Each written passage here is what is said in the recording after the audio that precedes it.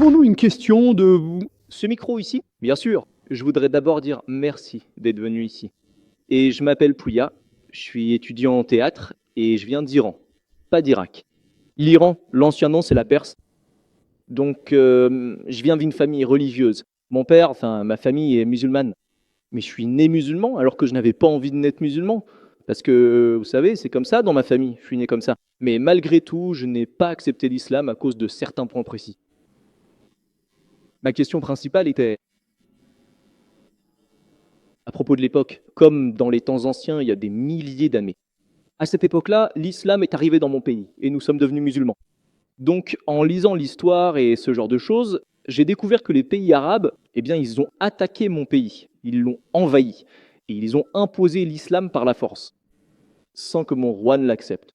La Perse était un pays ancien et c'était le pays le plus civilisé depuis l'Antiquité jusqu'à aujourd'hui. Nous croyons en un vrai Dieu, nous adorions un vrai Dieu, et notre religion était le zoroastrisme. Donc il était aussi un prophète, alors nous croyons aux bonnes actions, aux bonnes pensées, aux bonnes paroles. Même Cyrus le Grand, il était le roi du monde, et il faisait beaucoup de bonnes choses. Certaines personnes étaient même confuses au point de l'appeler Messie ou Massie. Il faisait beaucoup de bonnes choses, mais il n'a jamais dit « je suis un prophète, je suis un Dieu ». Mais même ce roi, lorsqu'il attaquait un autre pays, il ne tuait jamais de civils, il ne violait jamais de femmes. Et il ne les forçait jamais à changer de religion. Même si quelqu'un adorait une vache, il le respectait. Même s'il adorait une vraie vache. Il aurait pu les obliger à adorer la même chose que lui. Mais selon la voie de l'islam, si tu veux promouvoir ta religion, cela ne veut pas dire que tu dois l'imposer à quelqu'un d'autre. Ou que tu doives les obliger à accepter cette religion. Parce que tu es être humain, ça veut dire liberté. Donc chacun devrait avoir un droit, des droits humains. Donc peut-être, ces gens-là, ils ne voulaient pas de cette religion. Alors pourquoi fallait-il attaquer et, tu sais, l'imposer par la force? C'était la question principale qui a fait que mon cœur, tu vois, que ma foi baisse un peu. Donc, Frère, t'es farci. pardon? Oui, je viens du Fars. Fars. T'es farci. Tu veux dire farsi? T'es farci. T'es zoroastrien. Je suis aucune religion. Tu n'appartiens à aucune religion. Non, je crois pas. Mais t'as dit que tes parents le sont. Mes parents sont musulmans, mais à cause de cette confusion et tout ça, je n'ai jamais essayé de suivre la religion. Je crois juste au vrai Dieu et à faire le bien. Donc, Tu crois au vrai Dieu et aux bonnes actions. Quelles sont les bonnes actions? D'où tires-tu les bonnes actions? des bonnes actions comme ne pas faire de mal aux autres. Quoi que je fasse, j'essaie de pas nuire aux autres. C'est la première chose. Autant que possible faire le bien, même aider les autres et croire au vrai Dieu sans adorer une pierre, une feuille ou quoi que ce soit. Et je crois que Dieu est unique. Donc T'as ta propre philosophie. Donc tu veux créer une nouvelle religion. je vais établir aucune relation. Je suis juste mon cerveau, parce que, d'après ce que je sais, Dieu nous a donné un cerveau. Donc je n'ai pas encombré mon esprit à suivre les livres. J'ai toujours, quand j'avais 10 ans, je ne faisais que penser, penser, penser, et c'est encore le cas aujourd'hui, même si j'ai essayé. De continuer à réfléchir. Il dit Dieu tant que ce n'est pas d'une pierre. Mais qui t'a dit qu'une pierre n'est pas un Dieu? Bref, je vais répondre à ta question de base. La question de base, c'est que les musulmans sont venus en Perse, ils ont conquis, et ils ont forcé les gens à accepter l'islam. Donc personne ne devrait forcer qui que ce soit. Je suis d'accord avec toi. Il faut noter que de nos jours, les médias répandent l'idée que l'islam s'est propagé par l'épée. Je sais qu'il y a quelques brebis galeuses dans la communauté musulmane, et certains dirigeants musulmans ont fait de mauvaises choses. Mais dans l'ensemble, l'islam ne s'est jamais propagé par l'épée. L'islam ne s'est jamais propagé par l'épée. Propagé par l'épée. L'épée signifie la force. La force, oui. Comme tu l'as dit, les musulmans sont venus et ont conquis la Perse, etc. Tu vois, ça se passe partout. Il y a des guerres qui ont lieu. Mais en islam, c'est clairement mentionné dans la sourate Al-Baqarah, chapitre 2, verset 256. Comme Ra fait dit, il n'y a pas de contrainte en religion. La vérité se distingue clairement de l'erreur. Ce que nous voyons aujourd'hui, si nous analysons, c'est que nous, les musulmans, nous avons été les maîtres des terres arabes pendant plus de 1400 ans. Depuis 1400 ans, les musulmans étaient les maîtres des terres arabes. Pendant quelques années, les Britanniques sont venus. Pendant quelques années, les Français sont venus. Mais dans l'ensemble, les musulmans étaient les souverains de la terre arabe. Pourtant, aujourd'hui, il y a plus de 9 millions de chrétiens qui sont des chrétiens coptes. Cela signifie qu'ils sont chrétiens depuis des générations. Si les musulmans l'avaient voulu, ils auraient pu forcer chaque non-musulman à accepter l'islam sous la menace de l'épée sur la terre arabe. Ces plus de 9 millions de chrétiens coptes, ils témoignent. Ils attestent que l'islam a été imposé par l'épée. Nous, les musulmans, avons régné sur l'Inde pendant plus de 1000 ans. Nous avons régné sur l'Inde pendant plus de 1000 ans. Si nous l'avions voulu, nous aurions pu forcer chaque Indien non musulman à accepter l'islam sous la menace de l'épée. Aujourd'hui, plus de 80% des Indiens ne sont pas musulmans. Ces plus de 80% d'Indiens non musulmans, ils témoignent. Ils attestent que l'islam a été inspiré par l'épée. Quelle armée musulmane est venue en Indonésie? Aujourd'hui, l'Indonésie compte le plus grand nombre de musulmans au monde, plus de 200 millions de musulmans. En Malaisie, plus de 55% des citoyens sont musulmans. Je vous demande, quelle armée musulmane est venue en Malaisie? Dans votre pays, quelle armée musulmane est venue? Quelle armée musulmane est allée sur la côte est de l'Afrique? C'était les affaires, c'était les commerçants. Quand ils sont venus ici, les gens ont accepté cette religion. C'est le battage médiatique qui raconte que l'islam s'est répandu par l'épée. Oui, il y a eu quelques personnes. Il y avait quelques brebis galeuses dans la communauté musulmane. Frère, tu poses la question, t'écoutes ou tu lèves la main? D'accord, pas de souci, pas de souci. Tu poses la question, tu donnes le contexte et t'écoutes. Et maintenant, tu veux lever la main. Je n'ai pas terminé ma réponse. D'accord, pas de souci. Continue. Si tu poses la question, tu devrais réfléchir. Parce que si tu es en train de penser à autre chose, je suis médecin. Si tu réfléchis, ça veut dire que tu n'écouteras pas ma réponse. Et si je te demande de répéter, tu ne pourras même pas répéter 25%. Donc quand tu écoutes, tu dois être attentif. Je suis médecin. J'ai aussi étudié la psychologie. Donc, c'est le battage médiatique. Si vous lisez Thomas Carlyle, l'historien, il écrit « Dans son livre « Les héros et le culte des héros », il place le héros numéro 1. Le prophète, selon Mohammed, sallallahu alayhi wa sallam, il est chrétien. Il dit que si chaque nouvelle idée naît dans la tête d'un seul homme, qu'un seul homme médite seul dans le vaste monde, cela ne servira pas à grand-chose s'il prend une épée et la propage. Il faut d'abord obtenir son épée. Il parle de l'épée de l'intellect. Il y a eu une enquête réalisée dans le magazine Plain Suite, une enquête sur l'augmentation des grandes religions du monde sur une période de 50 ans. Sur une période de 50 ans, de 1934 à 1984. En 50 ans, l'augmentation des grandes religions du monde. C'est paru dans le Reader's Digest Almanach Yearbook 1984. Le numéro 1 en termes d'augmentation religieuse, c'est l'islam, avec 235%. Le christianisme, seulement 47%. Je vous demande, quelle guerre a eu lieu entre 1934 et 1984 qui aurait forcé les non-musulmans à accepter l'islam? Quelle guerre? Quelle guerre? Aujourd'hui, laissons de côté le passé. Aujourd'hui, la religion qui connaît la croissance la plus rapide en Amérique, c'est l'islam. La religion qui connaît la croissance la plus rapide en Europe, c'est l'islam.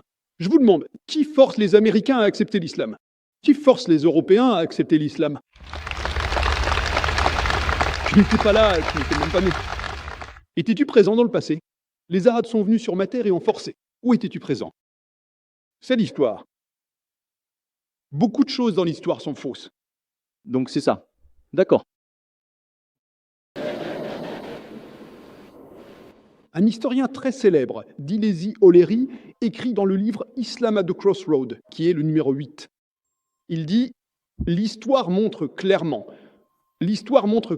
que la légende des musulmans fanatiques déferlant sur le monde et imposant l'islam par l'épée est le mythe le plus fantastique et absurde que les historiens aient jamais répété. » Qui dit cela? Dilesi O'Leary. L'histoire montre clairement que la légende des musulmans fanatiques imposant l'islam par l'épée au peuple conquis est le mythe le plus fantastique et absurde que les historiens aient jamais répété. C'est juste qu'on voit dans les médias aujourd'hui. Terroristes musulmans, terroristes musulmans. Je te demande, est-ce qu'un musulman t'a déjà attaqué dans ce pays? Non, jamais. Mais les médias disent que les musulmans sont des terroristes. Oui, les médias, c'est n'importe quoi. Oui, c'est pareil. Ton histoire aussi, c'est n'importe quoi. Quand les médias racontent n'importe quoi, l'histoire aussi, c'est n'importe quoi. Il y a du vrai, il y a du faux. C'est pour cette raison, si tu veux entendre la réponse, j'aimerais conclure ma réponse par une citation du docteur Adam Pearson. Docteur, Adam Pearson dit que les gens qui s'inquiètent qu'un jour l'arme nucléaire tombe entre les mains des Arabes ne réalisent pas que la bombe islamique a déjà été larguée. La bombe de la paix, elle est tombée le jour où le prophète Mohammed, paix soit sur lui, est né. Merci docteur pour votre réponse, mais le problème c'est que je n'ai pas eu la bonne réponse. Parce que ça, ce n'est pas des médias, c'est de l'histoire. Et l'histoire n'est pas quelque chose qu'on peut écrire de façon mensongère, parce que si on l'écrit de façon mensongère, elle peut être changée. Mais là, c'était une histoire vraie partout dans le monde, et elle est écrite partout. Ailleurs, avez-vous entendu ma citation de d'Alessio Olieri? Peux-tu le répéter? Répétez quoi? Répète la citation de d'Alessio Olieri. Je l'ai dit 2 fois, pas une, 2 fois. La plupart de ma réponse n'a été dite qu'une fois. Je l'ai dit 2 fois. Maintenant, répète-la. Répétez à 50%. Alors, quel est l'intérêt de répéter ce mot? Je veux savoir si c'est rentré dans ta tête ou pas. Non, parce que ce que j'ai dans la tête, c'est que c'est une histoire avant tout. Je te demande, peux-tu répéter l'énoncé, la réponse que j'ai donnée tout à l'heure? Si tu ne peux pas la répéter, ça ne sert à rien que je répète la réponse. Tu ne m'écoutes pas, tu es en train de penser à autre chose. Non, vas-y, je t'écoute. Peux-tu répéter l'énoncé de Deleuze-Oliry, un historien très célèbre? Non, je peux pas. Je le dis pour la 3e fois. Écoute. Écoute et va à la fin de la file. Deleuze Oliry dit que l'histoire le montre clairement. La légende des musulmans fanatiques imposant l'islam par l'épée, ou ce que les peuples conquis auraient subi, est le mythe le plus fantastique et absurde que les historiens aient jamais répété. Deleuze Oliry dit que l'histoire a raconté des mensonges. Et toi, tu dis l'histoire. Je crois en l'histoire.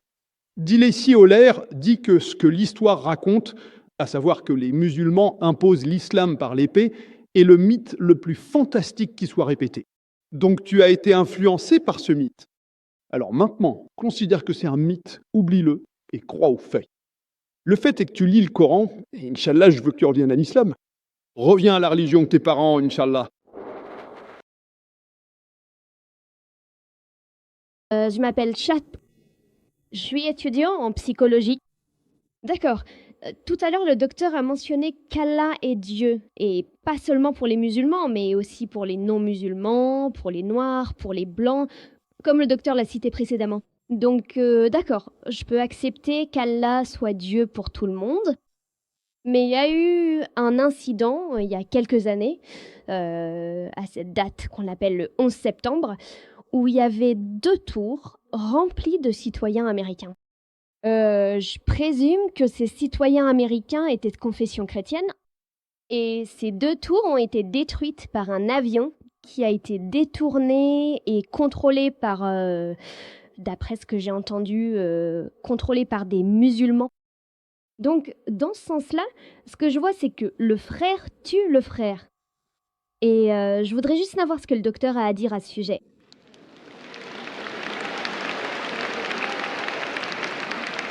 La sœur a posé une très bonne question. En faisant référence au 11 septembre, le 11 septembre vient tout juste de passer il y a quelques semaines. Les tours jumelles étaient là. Elles ont été détruites par un avion. Il y avait une majorité de chrétiens à l'intérieur. Elle a entendu dire que c'était détruit et elle est très claire, machallah. Elle a entendu que des musulmans contrôlaient l'avion. Ma sœur, jusqu'à présent, ce n'est qu'une hypothèse. C'est une hypothèse que des musulmans étaient là. On dit que 19 Arabes ont détourné l'avion et qu'ils ont percuté les tours jumelles. Selon 75 scientifiques américains, tous chrétiens. D'après 75 scientifiques et professeurs américains, si vous avez vu le documentaire Loose Change. Non, Loose Change est un documentaire réalisé par un jeune Américain. Il fait des interviews et ces 75 scientifiques et professeurs disent qu'ils ne peuvent absolument pas croire que 19 Arabes puissent détourner un avion et percuter les tours jumelles. C'est un coup monté de l'intérieur par la Maison-Blanche. La Maison-Blanche, tu connais la Maison-Blanche ?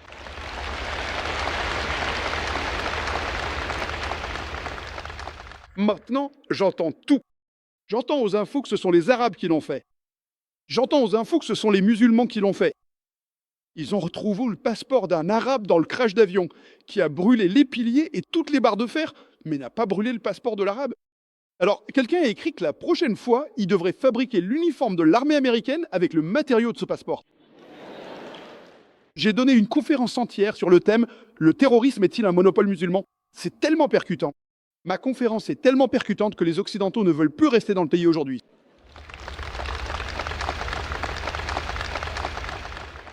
Ma conférence est tellement percutante, tellement logique.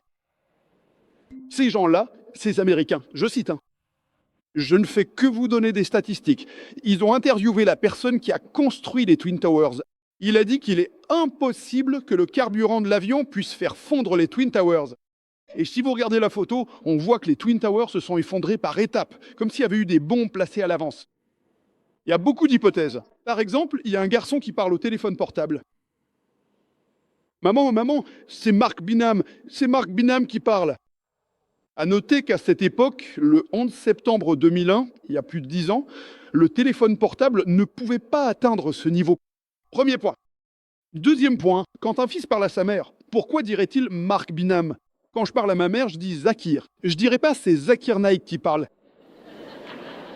Quand je parle à ma mère, je dirais que c'est Zakir. Je dirais pas Zakir Naik. Donc ce que vous comprenez, c'est qu'ils essaient de fabriquer une histoire et de rejeter la faute. Et cette personne au téléphone a dit à sa mère que c'était des musulmans.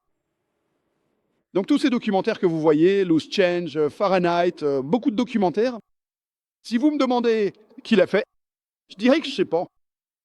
Mais en tant que personne logique, la preuve logique de Loose Change est bien plus convaincante que celle que m'a donnée le gouvernement américain. Et ensuite, ils veulent attaquer l'Afghanistan. L'Afghanistan doit me donner des preuves. Ils veulent donner des preuves à Mosharraf. Pourquoi? Mais je parle si ouvertement. Les Occidentaux croient en la liberté d'expression, mais ils n'aiment pas ce que je dis. Alors qu'est-ce qu'ils font? Ils m'empêchent d'entrer dans leur pays.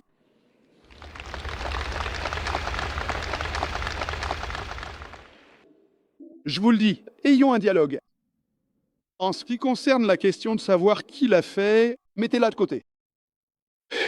Je sais qu'il y a eu plus de 3000 êtres humains tués dans les tours jumelles. Si vous voulez la réponse islamique, comme je l'ai mentionné dans mon discours, selon la sourate Al-Maïda, chapitre 5, verset 32, si quelqu'un tue un autre être humain, sauf en cas de meurtre ou de corruption sur la terre, c'est comme s'il avait tué toute l'humanité. Donc peu importe qui a fait les attentats des tours jumelles, que ce soit un travail interne, que ce soit un Américain ou un musulman, peu importe qui l'a fait, c'est mal. C'est interdit. Haram. Je le condamne.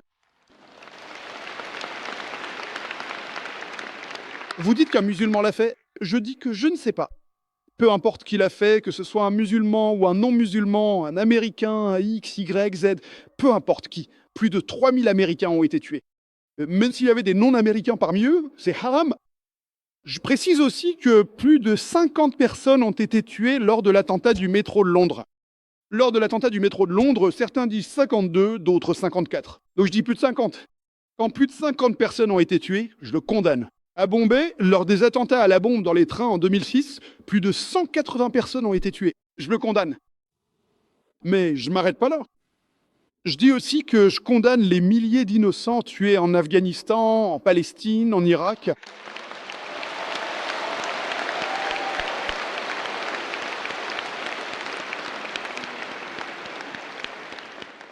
Maintenant, venons-en au secret. Venons-en au secret. Maintenant, je condamne les 3000 Américains tués. Tout le monde est content? Je condamne les plus de 50 personnes tuées lors de l'attentat du métro de Londres. Tout le monde est content. Je condamne les plus de 180 personnes tuées à Bombay. Tout le monde est content. Mais quand je dis que je condamne les milliers d'innocents tués en Afghanistan, en Irak et en Palestine, la ministre de l'Intérieur du Royaume-Uni n'aime pas ça. Alors elle m'interdit d'entrer. Liberté d'expression. Quand vous voulez critiquer le prophète de l'islam, Mohammed sallallahu alayhi wa sallam, c'est la liberté d'expression. Et j'ai dit que je condamne les innocents tués en Afghanistan. Vous savez, je fais attention parce que je suis un débatteur. Parce que si je dis des milliers de personnes tuées, ils diront « Oh, Zakir soutient les terroristes en Afghanistan ». Donc je fais tout mon possible pour dire des milliers d'innocents tués en Afghanistan. Et il peut y avoir des terroristes, à la Wallam, je ne sais pas. Donc je fais très attention. Quand j'ai parlé de l'Amérique, je n'ai pas dit « Américain innocent ». Quel que soit l'Américain que vous tuez, je condamne. Dans les tours jumelles, dans l'attentat de Londres, dans l'attentat de Bombay. Mais en Afghanistan, j'ai dit innocent, donc ça passe pas. Vous savez pourquoi? Parce que Zakir attire de grandes foules. Hein. Aujourd'hui, les médias veulent salir l'islam. Mais s'ils ont quelqu'un qui clarifie l'image de l'islam, ils veulent l'interdire. Ayons un dialogue. Trouvons un terrain d'entente. Donc, en ce qui concerne le meurtre de personnes innocentes, ma sœur, quiconque l'a fait doit être condamné.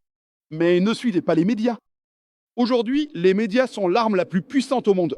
Ils peuvent transformer le noir en blanc, le jour en nuit, un héros en méchant, un méchant en héros. Eh, c'est pourquoi j'ai dit docteur, d'après ce que j'ai entendu. Je suis d'accord. Bonne question. Parce que j'en suis pas sûre. Vous non plus? C'est ça. Je crois pas que ce soit le cas. Je vous remercie. Vous n'êtes pas comme l'Américain? Très bien. Et vous n'êtes pas non plus comme le... Merci. Vous n'êtes pas non plus comme le ministre de l'Intérieur du Royaume-Uni. Votre question était très claire, et ma réponse l'est aussi. Peu importe qui l'a fait, tuer des innocents est toujours mal. Et j'aimerais juste donner un exemple de plus. Quand j'ai donné une conférence à Bombay sur la question de savoir s'il existe un monopole musulman, j'ai donné une conférence. Après l'attentat à la bombe dans le train, la police de Bombay m'a dit « Zakir, tu es populaire parmi les musulmans. Pourquoi ne pas donner une conférence ?» Et les musulmans disaient « Oh, seul Zakir est honnête, il peut parler à la police. » Donc j'étais sur le fil du rasoir. Les deux camps me demandaient de faire une conférence. Bakra Milga. Et j'ai dit là-bas, alors que je conseillais aussi bien la police que la communauté musulmane, que lorsque vous avez un doute sur un musulman et que vous en arrêtez quelques-uns, il n'y a pas de problème. Mais vous arrêtez 3000 musulmans juste pour attraper quelques terroristes? Que vous attrapiez ces 5 ou 10 terroristes ou non, vous en créez 100 autres. Si vous avez vraiment des doutes et des preuves concernant quelques musulmans, arrêtez-les, nous coopérons avec vous. Mais là, vous arrêtez massivement des jeunes musulmans. Et il y a quelques années, avant 2006, au début des années 2000, il y a eu un génocide, un massacre de musulmans au Gujarat. Des milliers de musulmans ont été tués, des milliers de femmes musulmanes ont été violées. Et en représailles, c'est ce que dit la presse, entre guillemets représailles, il y a eu un attentat à la bombe à Bombay. Alors un hindou se lève et me dit « Docteur Zakir Naik, si j'avais été à la place d'un musulman, et si des milliers de musulmans avaient été tués, et si ma mère avait été violée, j'aurais fait la même chose que ce que les musulmans ont fait ici. » Et les gens ont commencé à applaudir. J'ai dit, frère, ce que tu fais, c'est réagir comme un être humain normal, émotif. Je suis d'accord avec toi, c'est normal.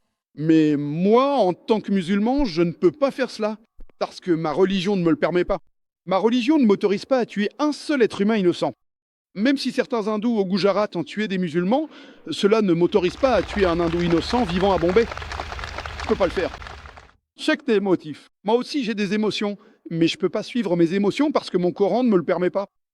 Il ne me le permet pas. Si j'attrape le coupable au Gujarat et que je le livre à la justice pour qu'il soit puni, aucun problème. Mais se venger en tuant un innocent à Bombay, imagine la famille de cette personne, de cet innocent tué. Elle sera à 100% toujours ennemie de l'islam. Je suis là pour répandre la paix. Donc en islam, tu ne peux pas te laisser emporter par l'émotion et aller à l'encontre de la loi du Créateur. La loi du Créateur est très claire. Tu ne peux pas tuer un être humain innocent. Si tu tues ne serait-ce qu'un seul innocent, c'est comme si tu avais tué toute l'humanité. Et si tu sauves un seul innocent, qu'il soit musulman ou non musulman, c'est comme si tu avais sauvé toute l'humanité. J'espère que cela répond à ta question, ma sœur. Merci, docteur. Merci.